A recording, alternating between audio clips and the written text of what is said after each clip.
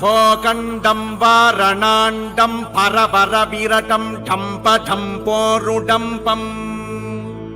ढिं ढिं ढिं ढिं ढिढिम्बं दहमपि हवमैर्झुम्पझुम्पैश्च झुम्पैः धुल्यास्तुल्यास्तु तुल्यादुमदुमदुमकै कुन्कुमान्कैकुमान्कैः एतत्ते पूर्णयुक्तम् अहरः करः पातु मां नारसिंहः भूभृद्भुजङ्गं प्रलयरवरवं प्रज्वलज्वालमालम् खर्जर्जं खर्जदुर्जं ककचकचकचित्खर्जदुर्जर्जयन्तम् भूभागं भोगभागं गगगगगगनं गर्दमृत्योग्रगण्डम् स्वच्छं पुच्छं स्वगच्छं स्वजनजननुतः पातु मां नारसिंहः येनाग्रं गर्जमानं लघु लघुमकरो बालचन्द्रार्कदंष्ट्रो हेमाम्बोजं सरोजं जट जट जटिलो जाड्यमानस्तु भीतिः दन्तानां बाधमानं खगट खगटवो भोजजानुः सुरेन्द्रो निष्कृत्योऽहं स राजा गह गह गहतः पातु मां नारसिंहः शङ्खं चक्रं च चापं परशुमशमिषं शूलपाशाङ्कुशास्त्रम् बिभ्रन्तं वज्रकेटं हलमुसलगदा कुन्तमत्युग्रदंष्ट्रम् ज्वालाकेशं त्रिनेत्रं ज्वलदनलनिभं हारकेयूरभूषम् वन्दे प्रत्येकरूपं परपदनिवसः पातु मां नारसिंहः पादद्वन्द्वं धरित्री कटिविपुलतरो मेरुमध्योड्वमूरुम् नाभिब्रह्माण्डसिन्धुहृदयमपि भवो भूतविद्वत्समेतः दुश्चक्रान्कं स्वबाहुं कुलिशनकमुखं चन्द्रसूर्याग्निनेत्रम्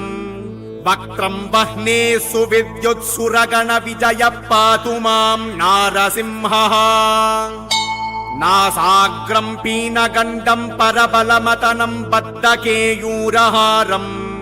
रौद्रं दंष्ट्राकरालम् अमितगुणगणं कोटिसूर्याग्निनेत्रम् गाम्भीर्यं पिङ्गलाक्षं भ्रुकुटितविमुखं षोडशाधार्धबाहुम् वन्दे भीमाट्टहासं त्रिभुवनविजयः पातु मां नारसिंहः खे खे नृसिंहाष्टके नरवरसदृशं देववीत्वं गृहीत्वा हे वन्द्यो विप्रदन्दं प्रतिवचनपयायां जनप्रत्यनैषीः शापं चापं खड्गं प्रहसितवदनं चक्रचक्रीचकेन ओमित्येदैत्येनादं प्रकच विविदुषां पातु मां नारसिंहः झुं झुं झुं झुं झुंकारं जुष जुष जुषितं जानुदेशं जुकारम्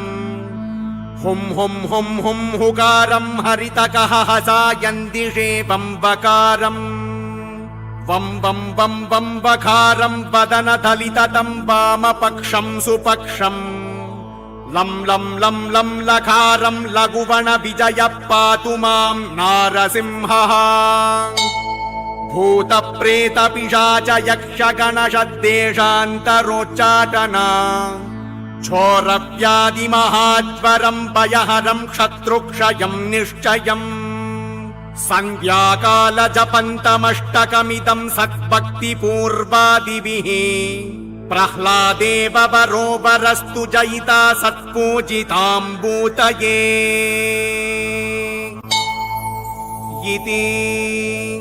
श्रीविजयेन्द्रयतिकृतम् श्रीनृसिंहाष्टकम् सम्पूर्णम्।